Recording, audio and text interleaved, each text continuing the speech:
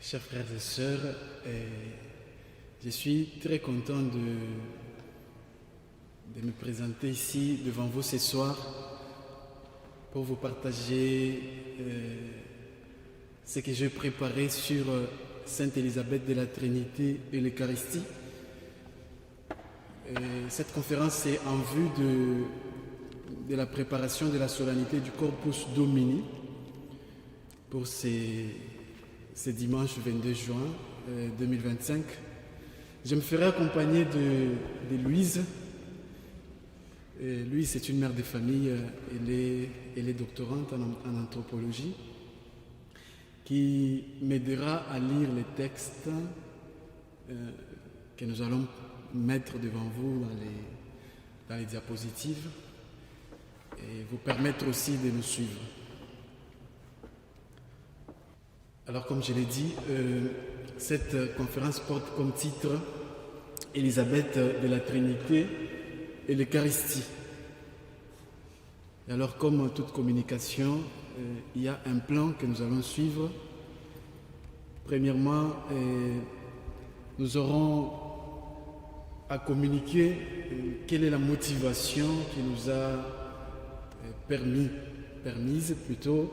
de choisir Élisabeth de la Trinité et le contexte dans lequel nous la choisissons pour méditer sur l'Eucharistie. Et puis, on parlera du contexte politique de la France où elle est née en 1881, c'est-à-dire juste une année après. On parlera du contexte religieux de la France, global, mais aussi de la France, d'Élisabeth de la Trinité, qui peut être présentée comme cœur eucharistique dans un monde déchristianisé. Et ensuite, on posera le contexte mondial actuel dans lequel nous préparons pour célébrer le Corpus Domini, ce dimanche 22. Et ensuite, quelle est la lueur d'espérance dans ces contextes actuels? Et avant le dernier point, on vous présentera la doctrine de Sainte Élisabeth de la Trinité sur l'Eucharistie. Qu'est-ce qu'elle dit sur l'Eucharistie? Et ensuite, l'importance de cette conférence pour cette solennité du Corpus Domini. Et sans toutefois tarder, je vais vous présenter la motivation. Chez nous, au Carmel, partout dans le monde, il y a une rencontre. D'abord pour la circonscription européenne des provinciaux Carmes qui se rencontrent au moins une fois l'an ou deux fois si c'est nécessaire. Mais cette fois-ci, ça a été au Portugal, dans notre maison Domus Carmeli de Fatima. Et c'est là que les provinciales de cette province dans laquelle nous, Carmes, nous nous trouvons, Giuseppe Ozzobon, donc, qui, en communiquant aux frères de la province, reprend donc les paroles et la recommandation du Père général par rapport à la vie intellectuelle, notre vie intellectuelle à nous, les Carmes. Et qu'est-ce que cette vie intellectuelle a comme impact pour le monde? Je vais vous lire ce qu'il dit. Donc, à propos de la vie intellectuelle, dans l'ordre, c'est ce que le Père Giuseppe dit. Donc, il reprend les paroles du Père Miguel. Donc, Donc, il appelle à réfléchir ensemble sur la réponse que notre doctrine spirituelle, très riche, peut offrir à notre époque. Donc, rendre notre patrimoine spirituel accessible à l'Église, c'est un impératif non délégable, et ainsi nous rendrons actuelle l'expérience de sainteté qui nous a conquis.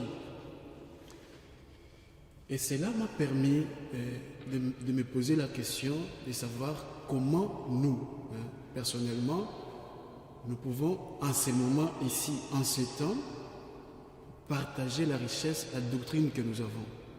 C'est une réalité qui naît à table un soir où j'ai dit, bon, par rapport à cette recommandation du Père Général, je propose que nous pouvons avoir déjà une conférence sur Élisabeth de la Trinité et l'Eucharistie. Voilà comment cette conférence est née. C'est dans ce contexte-là. Et alors, ayant posé ce contexte, je voudrais maintenant vous parler, comme Élisabeth de la Trinité est française, je voulais vous parler dans quel contexte elle vient au monde et quel est le monde qu'elle trouve. En 1880, il y a la Troisième République, donc vous connaissez cette réalité mieux que nous. Et après, il y a le gouvernement républicain qui est laïque et anticlérical. Vous trouvez aussi à cette époque le décret de Jules Ferry. Et ce décret de Jules Ferry, donc, qui interdisait à cette époque-là toute manifestation, surtout aux congrégations qui n'étaient pas aptes d'enseigner. À cette époque-là, c'était des jésuites, donc ils étaient interdits d'enseigner. Et après, dans le même contexte, on trouve que la politique, elle est anticléricale, où se pose la séparation entre l'Église et l'État. Et ceci aussi nous permet de poser le contexte global. Au niveau de l'Église universelle, donc constater que celui qui est pape, c'est Léon XIII. Et c'est un pape intellectuel, diplomatique, qui œuvre pour la réconciliation de l'Église et le monde et ne cède pas à la sécularisation. Il y a aussi l'encyclique Rerum Novarum qu'il publie. Donc, ce contexte peut avoir aujourd'hui une relation. Parce que l'actuel pape, il prend aussi comme modèle, donc il suit le pape Léon XIII et lui il prend Léon XIV. Et c'est comme si, en quelque sorte, on revenait dans une continuité de cette époque où Élisabeth de la Trinité naît. Et ensuite, on trouve que à cette époque même, en France, naît le premier congrès eucharistique international à Lille du 28 au 30 juin 1881. Et au sein de ces congrès eucharistiques, il y a ce qu'on appelle comme réalité la réaffirmation de la centralité de l'Eucharistie. Et ensuite, cela pourrait être compris à cette époque comme une réaction spirituelle face à la laïcité et au nationalisme, au rationalisme plutôt. Et c'est dans ce contexte-là que nous avons cette jeune fille, Élisabeth de la Trinité, que l'on peut voir et comprendre comme un modèle, un cœur eucharistique. Pourquoi? Parce qu'il y a un amour profond de l'Eucharistie qu'elle manifeste à son époque. Elle vit l'Eucharistie comme centre de sa vie même chrétienne. Et ensuite, il y a aussi cette doctrine qu'elle fait naître à partir de l'Eucharistie, et avec les soucis déjà à son époque de choisir l'Eucharistie comme un moyen où l'âme peut entrer, faire une expérience de l'union intérieure avec la Trinité comme réponse spirituelle radicale. Alors, quel est le contexte mondial actuel, politique et religieux? Prenons le pape François. Dans ses encycliques Evangelii Gaudium 2013, Laudato Si 2015, Fratelli Tutti 2020 et Laudate Deum 2023, où le pape nous présente les défis actuels. Et parmi ces défis, il parle de l'économie de l'exclusion, la culture des déchets, la mondialisation de l'indifférence, la dictature, la crise écologique globale et intégrale, la crise du vivre ensemble, le rejet de la fraternité, une politique actuelle qui, en quelque sorte, est sans projet de fraternité, l'urgence que le monde présente aujourd'hui du point de vue climatique qui s'aggrave, l'inaction de puissants et le manque de responsabilité collective. Et après le pape François, le pape Léon XIV s'inscrit dans la même ligne, dans la même pensée, où dans son discours aux membres du corps diplomatique, donc, il présente en quelque sorte, en se basant sur ce que le pape François a donné, je vais me mettre debout.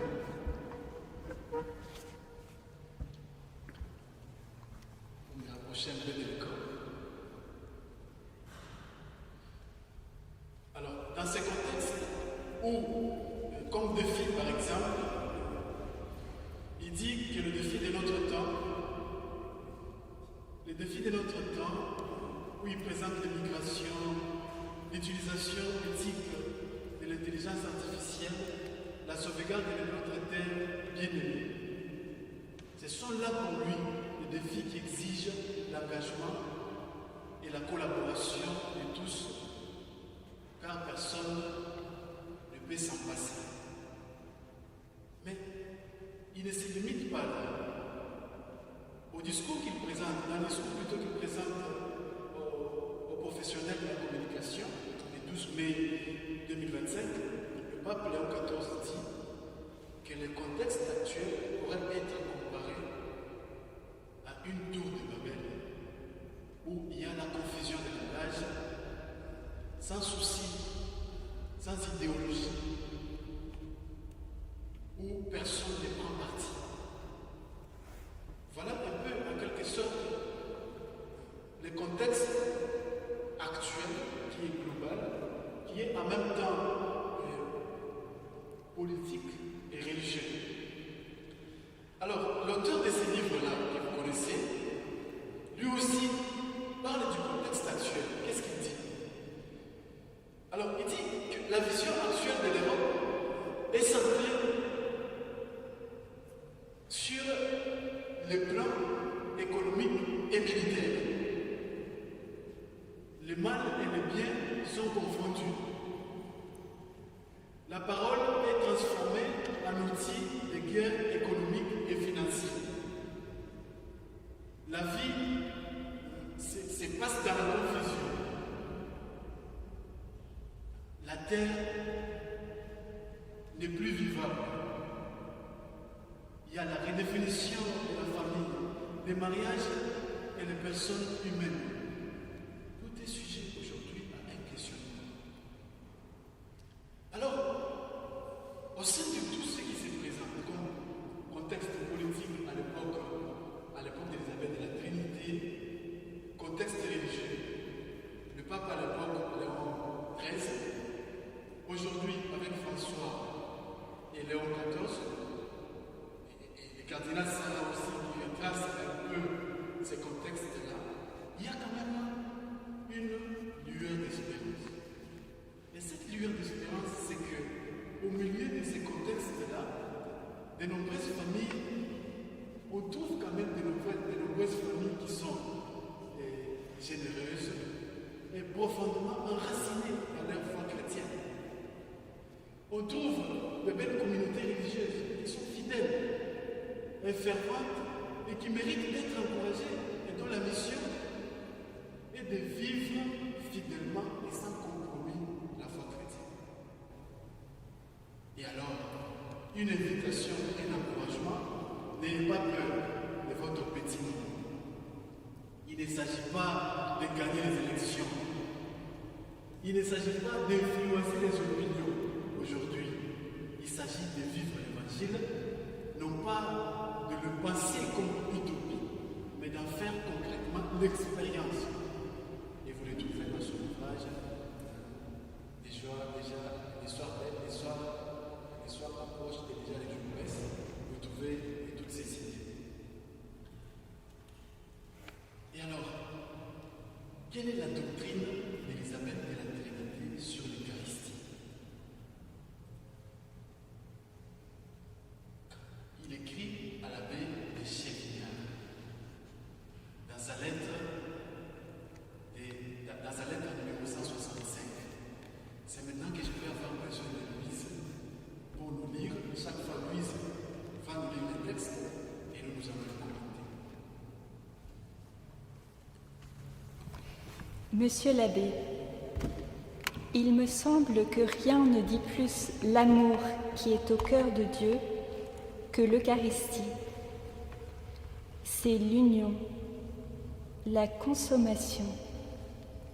C'est lui en nous, nous en lui. Et n'est-ce pas là le ciel sur la terre? Le ciel dans la foi, en attendant la vision du face-à-face tant désiré. Alors, nous serons rassasiés quand sa gloire apparaîtra, quand nous le verrons en sa lumière. Ne trouvez-vous pas que cela repose l'âme de penser à cette rencontre, à cette entrevue avec celui qu'elle aime uniquement? Alors tout disparaît et il me semble que déjà on pénètre dans le mystère de Dieu. De l'Ascension à la Pentecôte, nous avons été en retraite au Cénacle, dans l'attente de l'Esprit Saint, et c'était bon. Pendant toute cette octave, nous avons le Saint-Sacrement exposé à l'oratoire. Ce sont des heures divines que l'on passe en ce petit coin du ciel, où nous possédons la vision en substance, sous l'humble hostie.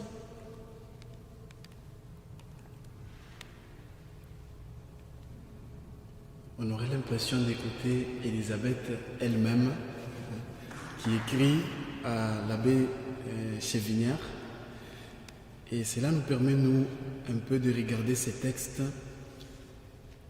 et ensemble vous communiquer qu'est-ce qui ressort de ces textes. D'abord, du point de vue scientifique, l'Eucharistie se présente comme unité. Unité entre le ciel et la terre, l'invisible et le visible.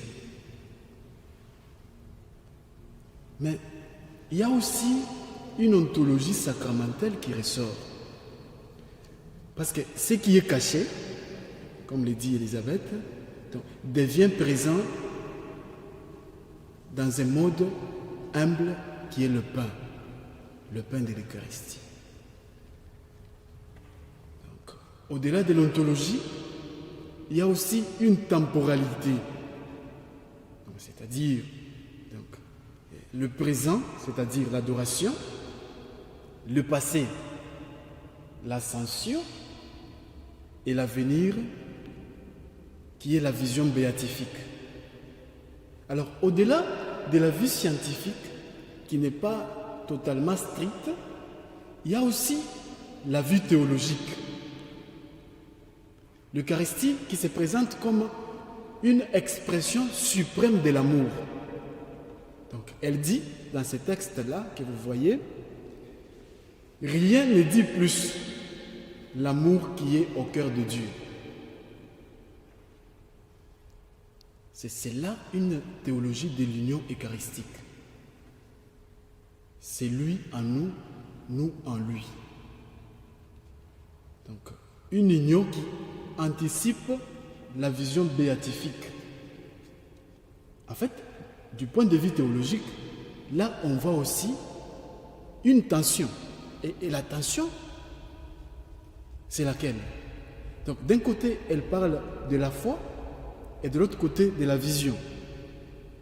En fait, l'Eucharistie devient une vision, une présence réelle, mais encore voilée, qui prépare à la pleine lumière.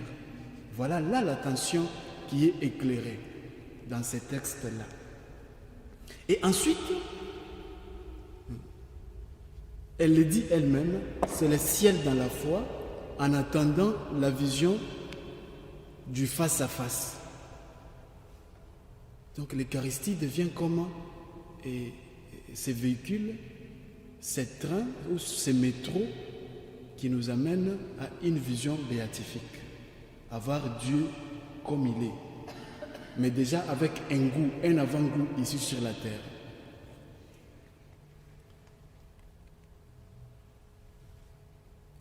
Nous allons écouter un autre texte, c'est le journal 58, qu'elle écrit le mercredi matin 15 mars 1899.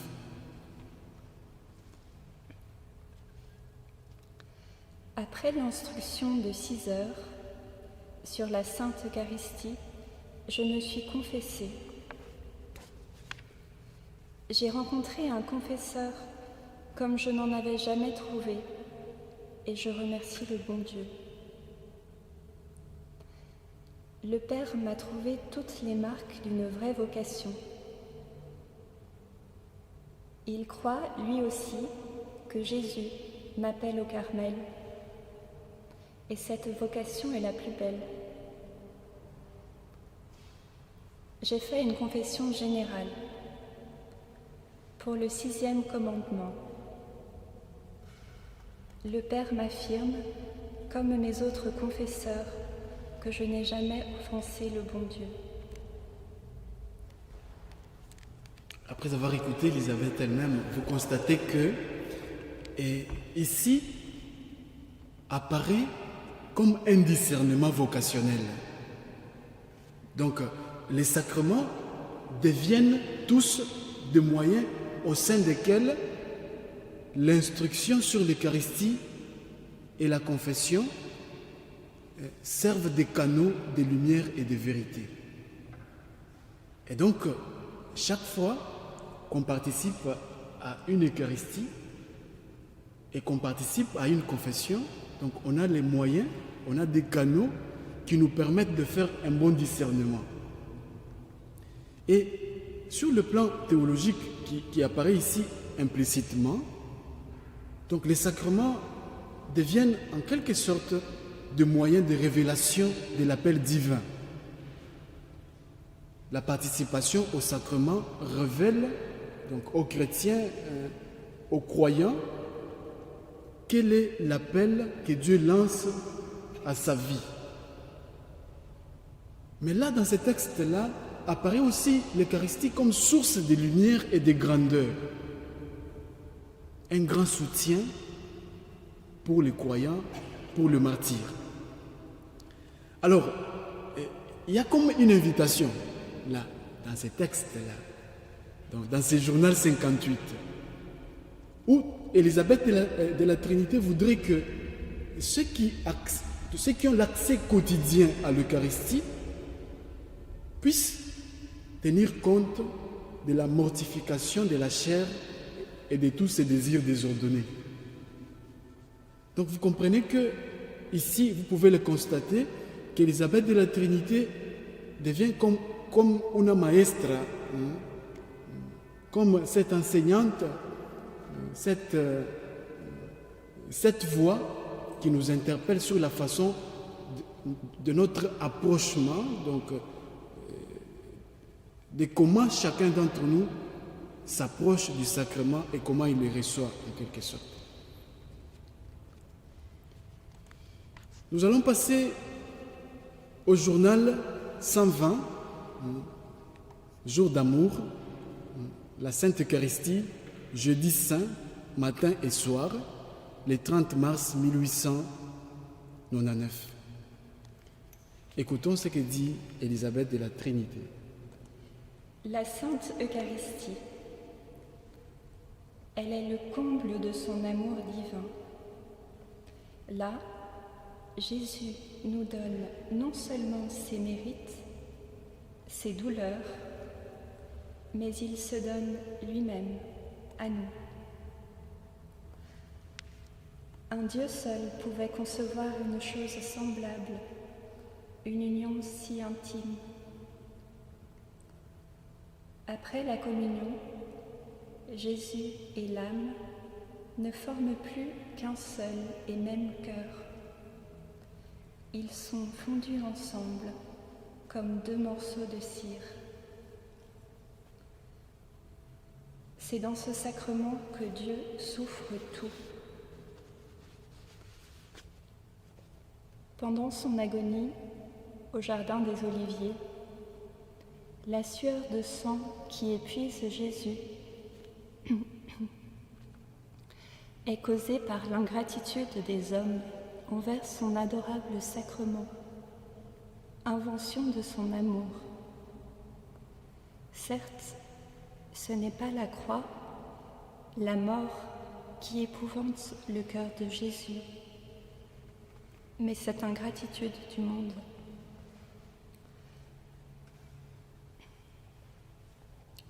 Trois choses sont admirables dans l'institution de l'adorable Eucharistie. D'abord, le don que nous fait Jésus. Ensuite, le moment où Jésus nous fait ce don, alors qu'un peuple en fureur trame sa mort. Enfin, le motif pour lequel Jésus nous fait ce don. C'est pour gagner nos cœurs, pour nous montrer son amour, pour conquérir le nôtre.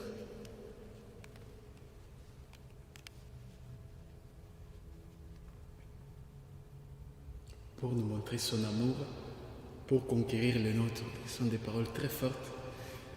Et quand on regarde ces textes de plus près, on se rend compte qu'il y a une vie très scientifique. Et cette vie très scientifique ressort 3 points hyper importants. Par exemple, la psychologie spirituelle du rejet. Pourquoi nous le disons?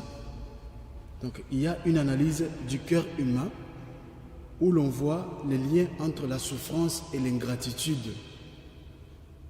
Ce n'est pas la douleur physique qui épuise Jésus, mais le refus de l'amour.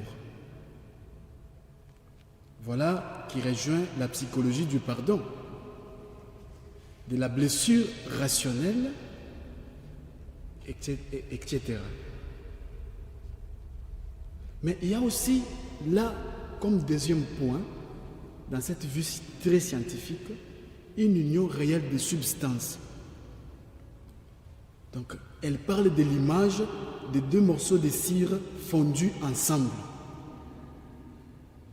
Donc imaginez que nous avons les 2 bougies allumées devant, à l'autel, et quand on le met ensemble, les 2 connaissent une union à travers laquelle donc l'une se fond dans l'autre. Donc unité jusqu'à disparaître l'un dans l'autre. Voilà qui rejoint, comme je l'ai dit, la psychologie rationnelle du pardon, de la blessure relationnelle. Il y a aussi, comme 3e point dans cette vue très scientifique, les temps et les dons. Pourquoi les temps et les dons? Parce que ici, Élisabeth de la Trinité insiste sur le moment du don. Elle dit, alors qu'un peuple en fureur trame sa mort. Ce contraste fort exprime un paradoxe éthique et métaphysique. Dieu donne au moment où il est rejeté. Donc, il y a en même temps du métaphysique et de l'éthique. Dieu donne même à ceux qui ne veulent pas recevoir. Donc même à ceux qui ne veulent pas recevoir, il donne. Voilà ici qui peut interroger la logique humaine de la justice, du mérite et de la réciprocité. Alors, au-delà de cette vue scientifique, il y a aussi une vie théologique. On a l'impression de voir une petite somme de théologie eucharistique ici. Une théologie eucharistique affective avec des accents presque liturgiques. Elle parle là de l'union transformante, de l'Eucharistie comme sommet de l'amour divin. Donc, les cœurs souffrants, un cœur qui souffre.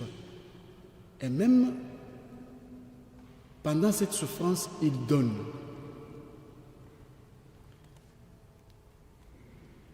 Ceci nous permet de passer à un autre texte, le journal 129, qu'elle écrit à la clôture de la mission dimanche soir, Pâques 2 avril 1899. Pour lutter ainsi, il faut des armes, des boucliers qui nous protègent. L'arme défensive sera la foi,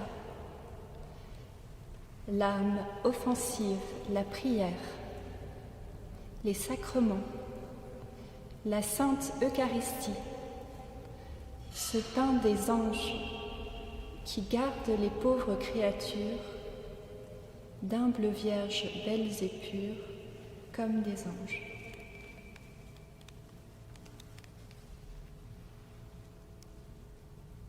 Et à la suite, nous allons écouter la poésie 47, l'anniversaire de ma prière, de ma première communion. Donc elle écrit le 19 avril 1898. Je n'aspirais qu'à donner ma vie, qu'à rendre un peu de son grand amour au bien-aimé de l'Eucharistie, qui reposait en mon faible cœur, l'inondant de toutes ses faveurs. Et avant de passer au commentaire de ces textes, je vais vous raconter une blague. C'est 2 athées qui entrent dans une église. Alors, comme tous les touristes, ils passent de bâtiment en bâtiment, ils visitent. Et tout d'un coup, ils se trouvent devant une église et ils entrent. Alors à ces moments-là, quand ils entraient, c'était la consécration. Alors le prêtre donc, élevait l'hostie et disait, prenez et mangez, ceci est mon corps. Donc juste à ces moments-là. Alors un d'entre les 2 dit, mais qu'est-ce que c'est que ça? si ça, c'est vraiment ton corps, il n'est pas nourrissant. En fait, les prêtres qui le disaient étaient de petits corps et l'Eucharistie, donc le corps du Christ qui montrait, était éloigné. Donc ils étaient loin. Alors il dit non, je ne peux pas accepter ça. Parce que si c'est ça ton corps, il n'est pas nourrissant. Donc pour voir un peu comment les gens qui ne connaissent pas l'importance de l'Eucharistie peuvent la considérer comme quelque chose sans importance, en fait. Alors, on va passer au commentaire du texte que nous avons écouté. Ici, dans le premier, le journal 129, on voit que l'Eucharistie est présentée comme une arme qui protège et défend. Et la vue théologique qui émane de ces textes-là, c'est premièrement la gratuité de la grâce, l'inhabitation de Dieu dans l'âme. Effectivement, c'est là qu'il y a la doctrine d'Élisabeth de la Trinité, parce qu'à travers le mot inhabitation, ce n'est pas qu'il n'habite pas, parce que ça peut porter à la confusion. Donc le mot inhabitation, c'est que Dieu habite donc dans l'âme. Mais il y a aussi là le don de la réciprocité de l'amour. Donc Dieu donne à travers le Christ et il attend une réponse de la part de l'homme. Et enfin, se trouve là, dans ce texte que nous avons écouté, un cœur humain qui est présenté comme un lieu de passage de la grâce. Voilà là une invitation à l'humilité et à la confiance. Parce que nos cœurs à nous deviennent des canaux à travers lesquels Dieu fait passer sa grâce. Et cette grâce sous forme du pain et du vin. Mais cette grâce aussi est transmise à l'homme sous forme de la parole de Dieu qui entre en son cœur et œuvre dans son âme. Nous allons passer maintenant à un autre texte qui est la poésie numéro 52, où Élisabeth de la Trinité écrit à Madeleine, donc le jour de sa première communion, entre le 8 et le 28 mai 1898. Elle avait reçu la Sainte Hostie. Elle le possédait en son cœur. Ce doux Jésus, ce divin Sauveur, ce bien-aimé de l'Eucharistie, ce tendre ami des petits-enfants.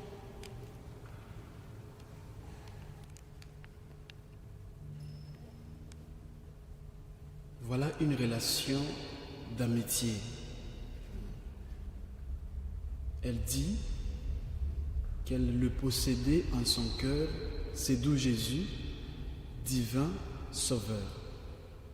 Donc il l'appelle le bien-aimé de l'Eucharistie. Ici, en fait, le Christ se présente comme ami. C'est dans l'Eucharistie, à ce niveau, où Jésus se donne à ceux qui ont un cœur simple.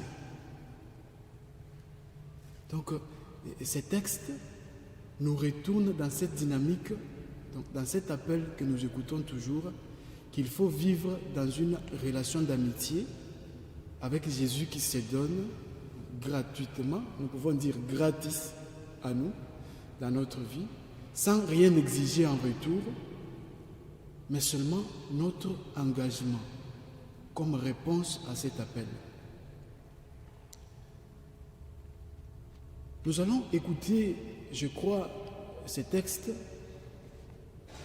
de la poésie 67 où elle parle de l'adoration perpétuelle qu'elle a passée du 10 au 12 février 1899. Écoutons. Ô Jésus de l'Eucharistie, mon époux, mon amour, ma vie,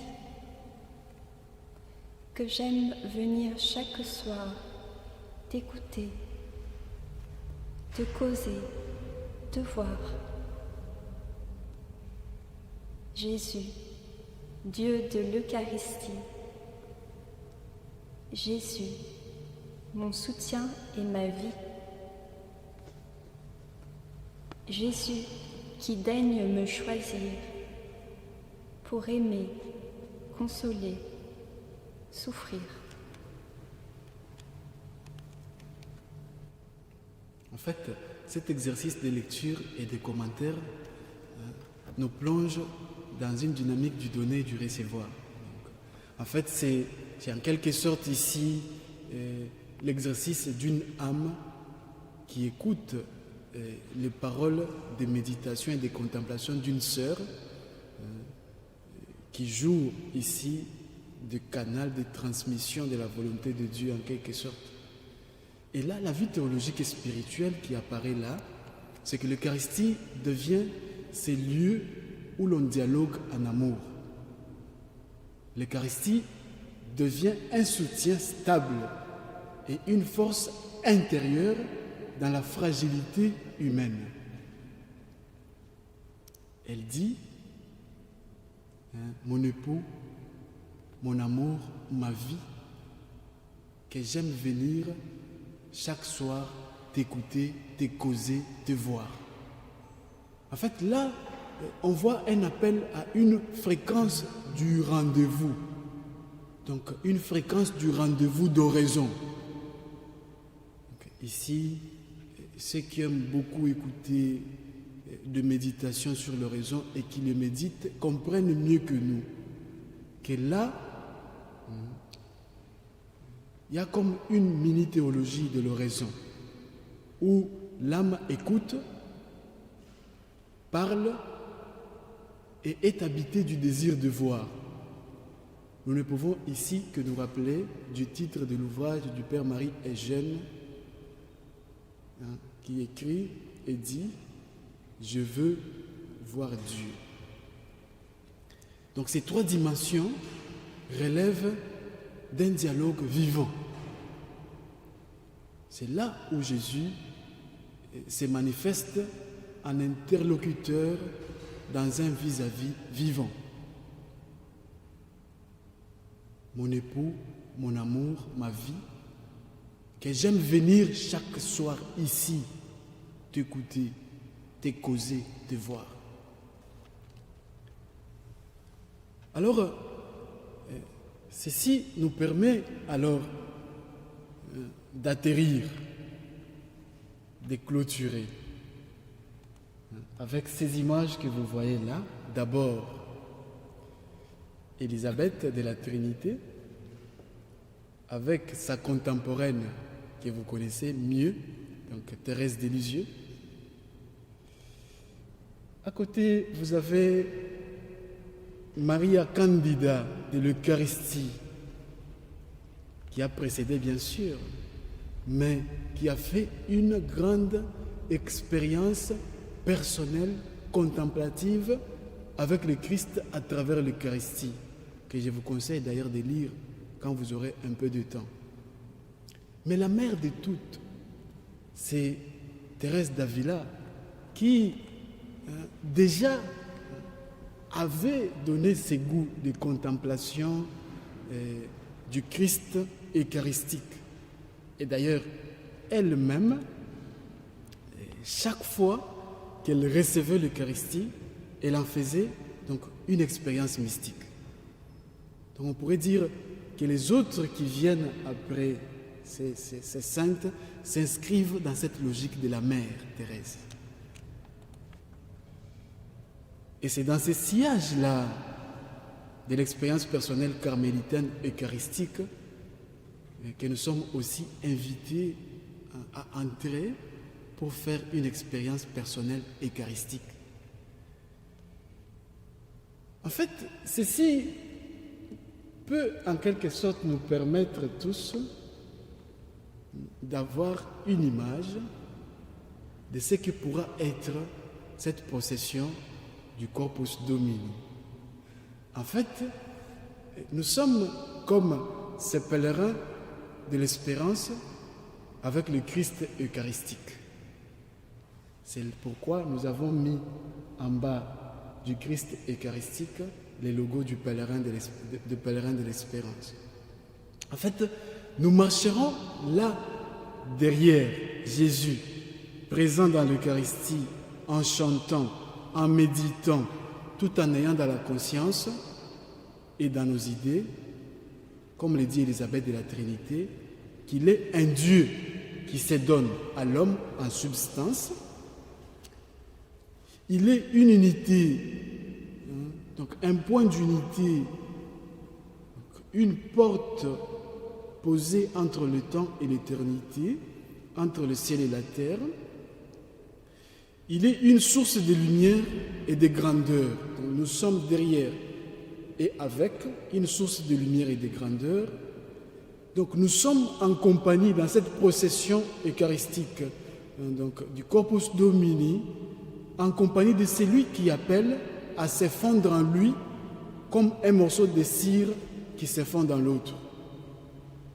Et là, nous suivons un Christ présent dans la procession qui m'appelle, qui vous appelle, à la confiance comme un ami fidèle.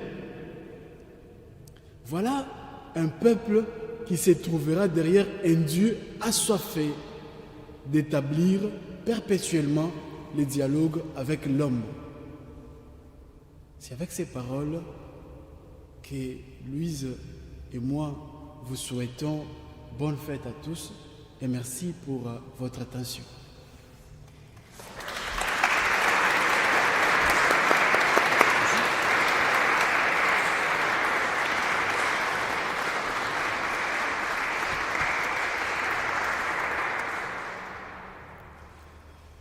Et alors, comme il est de coutume, pour ne pas peut-être abuser de votre confiance, il est de coutume qu'après une communication comme celle-ci, s'il y a une petite question qui surgit, donc dans la foule, vous la posez, mais n'attendez pas qu'il y aura la réponse ici. Mais la réponse peut aussi sortir de nous, comme contribution aussi à cette communication, cette méditation, cette conférence. Merci.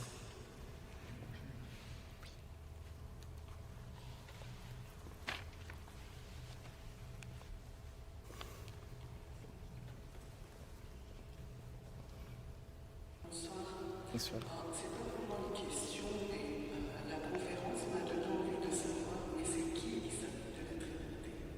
Et comment est-ce qu'elle est devenue sœur de Jean? Qui elle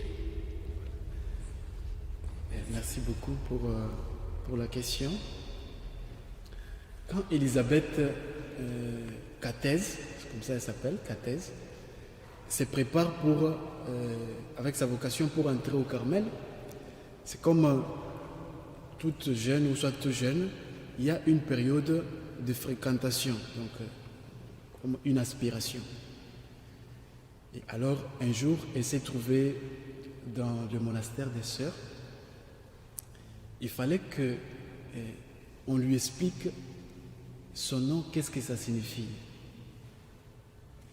C'est la supérieure de la communauté à cette époque-là qui lui dit que son nom signifiait maison de Dieu.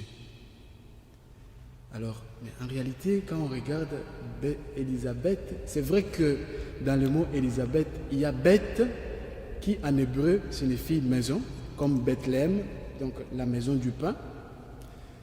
Mais on ne sait pas comprendre exactement avec beaucoup de lumière si le mot Élisabeth, non, Élisa, donc si on enlevait Beth, pourrait bien signifier Dieu. Ça, c'est une recherche à faire, mais je pense peut-être que le Père Stéphane peut avoir beaucoup de lumière là-dessus. Je voulais poser la question. Il y a quelque chose à faire, mais que je n'ai pas bien saisi, entre la description de la situation actuelle, tout le monde fait parler pape, les papes, et la réponse, parce que si tu as écrit, il faut Voilà. je n'ai pas saisi le lien, si tu veux. Donc ce n'était pas la réponse à la question. C'est une autre question. Et en fait, les contextes politiques, religieux, à l'époque où Élisabeth de la Trinité vient au monde, c'est un contexte en même temps où le pape Léon XIII, qui était pape à cette époque, joue beaucoup de la diplomatie pour maintenir l'Église à sa place dans sa relation avec l'État. Et dans ces contextes-là, qui étaient en même temps un peu conflictuels entre l'Église et l'État, vous vous rappelez les décrets de Jules Ferry que nous avons soulignés.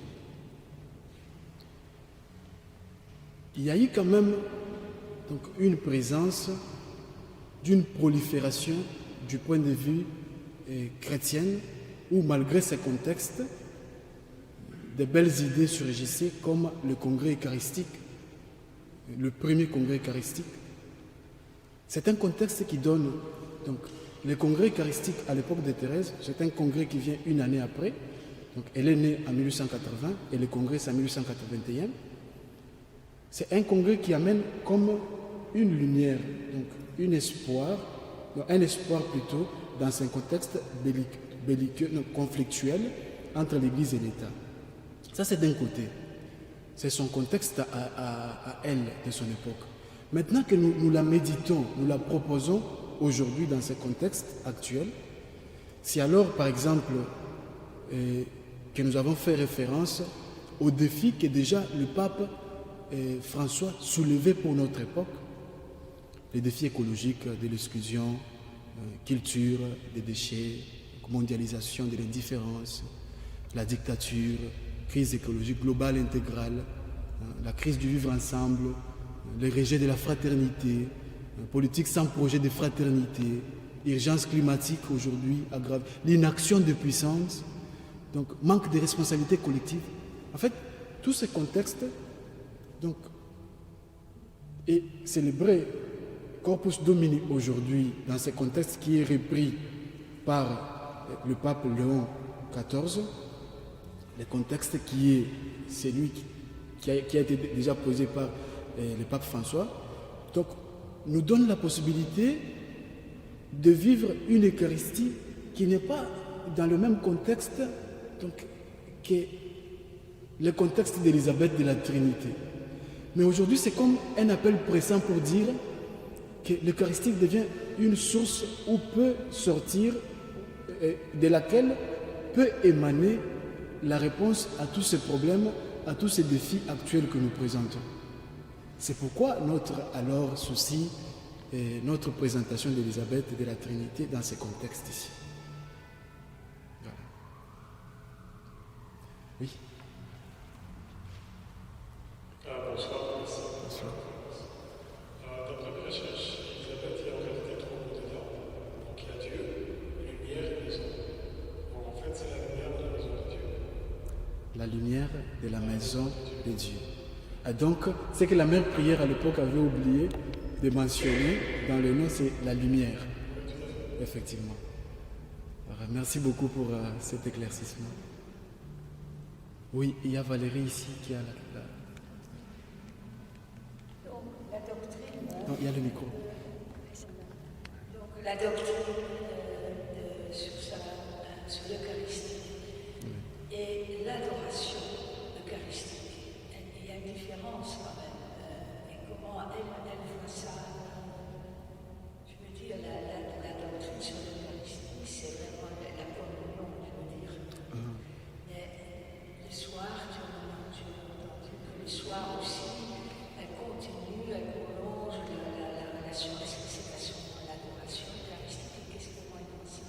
Oui, effectivement, il pourrait y avoir, et sans une attention soutenue, il pourrait y avoir donc comme une petite contradiction, parce qu'on donne la doctrine eucharistique et on parle de l'adoration eucharistique. Ça pourrait être, donc à première vue, deux choses différentes, mais en réalité, c'est ces deux réalités qui s'entremêlent.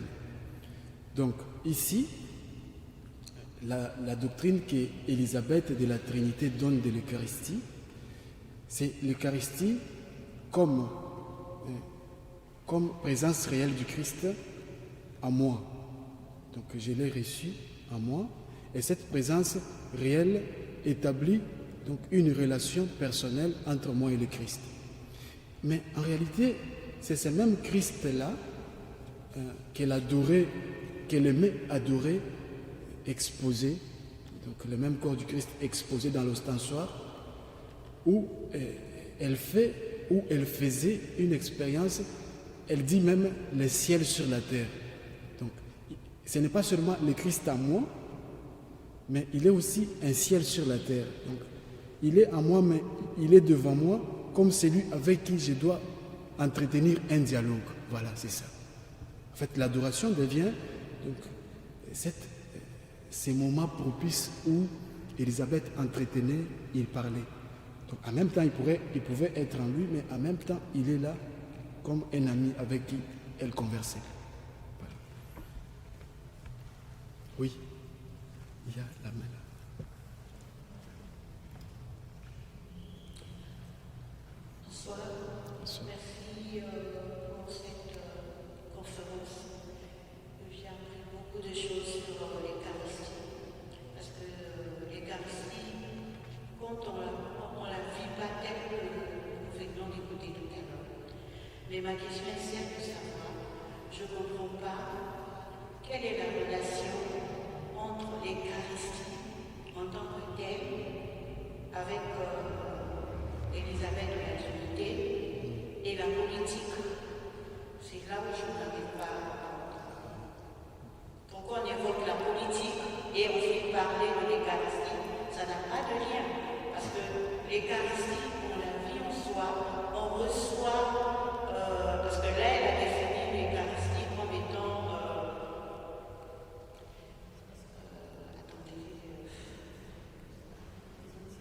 présence réelle de Jésus. Oui. Alors, nous allons répondre rapidement. Et le lien qu'on peut établir là, il est trop simple. C'est qu'il y a la réalité sacrement eucharistique qui est vécu dans un contexte mondial, et ce contexte mondial a un versant politique et religieux. Alors, nous, aujourd'hui, nous ne vivons pas ex nihilo, en fait, on peut dire en dehors du contexte que le monde nous présente aujourd'hui. Donc nous sommes en même temps chrétiens et en même temps dans le monde politique et religieux. Voilà pourquoi il faut tracer. Donc il est toujours important, les papes l'ont fait, surtout François l'a beaucoup fait récemment, il est important de rappeler le contexte mondial et religieux dans lequel on est, et les urgences et les défis auxquels on est appelé à donner des solutions. Voilà un peu le lien entre les deux. Oui, Chantal. Oui. Merci Emmanuel. Je voudrais juste dire quelque chose parce que ça représente l'Eucharistie au XIXe siècle. Et nous sommes passés par Vatican II et pour nous il y a deux tables. Il y a la table de la parole qui est nourriture et il y a la table eucharistique. Et aujourd'hui quand j'entendais la lecture de Saint Paul, magnifique, je me disais aujourd'hui c'est la journée mondiale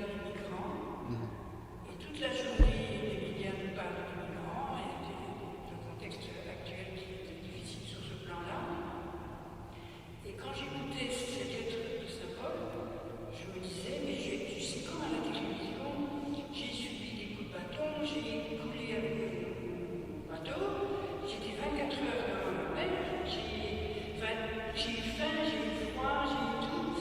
Et je me disais, mais c'est comme une pièce de télévision, je passe d'une télévision à l'autre. Et ça, moi je dis à Dieu merci qu'on ait ces deux tables. Parce que je ne sais plus quel père a dit, quand tu pries, c'est toi qui parles. Enfin, voilà. Mais quand tu lis la parole, c'est lui qui te parle. Je crois, Michel. Oui, merci beaucoup Chantal pour cette contribution.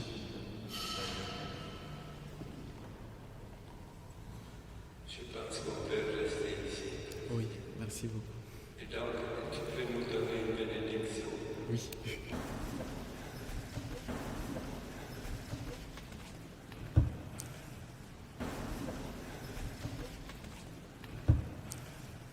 Je vous salue Marie, comblée de grâce, le Seigneur est avec vous.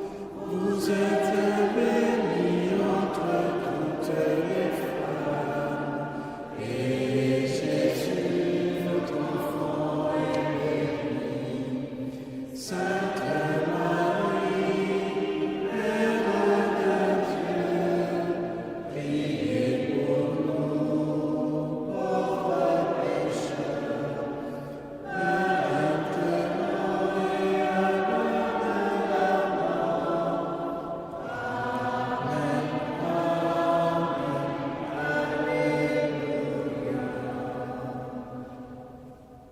Le Seigneur soit avec vous. Et que Dieu Tout-Puissant vous bénisse, le Père, le Fils et le Saint-Esprit. Sainte Élisabeth de la Trinité, priez pour nous.